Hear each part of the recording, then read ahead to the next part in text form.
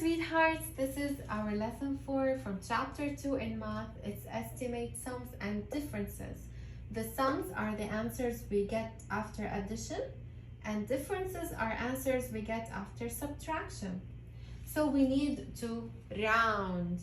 Now, if we have this example, we need to estimate, round each number to the given value. So in number 1, we need to add. In number 2, we need to subtract.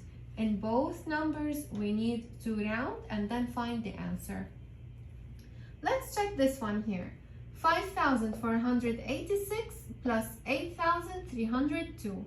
We need to round to the nearest hundreds. The first step in rounding, we need to check which place value, hundreds. So let's take the first number here.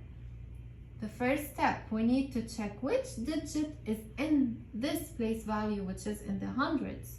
We know that the 6 is in the ones, 8 in the tens, 4 in the hundreds, and 5 in the thousands. So we have the 4 in the hundreds. We need to round the 4. In order to round this digit, we need to check the digit after it. Here we have 8. So the 8, is it greater than 4 or less than 4? It is greater than 4. So if the digit next to the digit we need to round is greater than 4, then this digit that we need to round, we are going to add it by 1. So the answer here will be 5,000. 4 plus 1 will be 5. And here the digits that will come after will be 0. Let's check the other one. 8,302. Which digit is in the hundreds? The 3, because 2 is in the ones, 0 is in the tens, 3 is in the hundreds, and 8 is in the thousands. So we need to round the 3.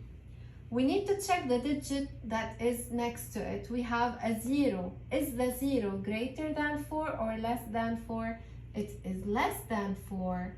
So in this case, we shouldn't add a 1 to the digit that we need to round. We should keep it the same. So here it's going to be 8,300. And the other two, the digits that will come after are going to be 0. So it's only going to be 8,300. Now, is it easier to add? Of course. 5,500 plus 8,300. Here we have in the ones 0 plus 0, then in the tens 0 plus 0, also 0. In the hundreds 5 plus 3 equals 8. Don't forget the comma.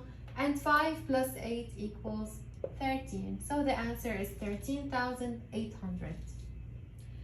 Now let's check if we have $95,438 minus $62,804. We need to round to the nearest thousands. We need to check first which digit is in the thousands place. Let's check this number here. 95,438. 8 is in the ones, 3 is in the tens, 4 is in the hundreds, 5 is in the thousands, and 9 is in the 10,000s. So we have 5 in the thousands place. We need to round the 5. What do we have next to the 5? We have the 4. So here, this digit is 4. So if the digit next to the one that we need to round is 4 or less, then we shouldn't add anything to the digit that we need to round. Here it's equal to 4. So here the digit will stay the same. So it's going to be 95,000. And all the digits that will come after are going to be 0. And don't forget the dollar sign.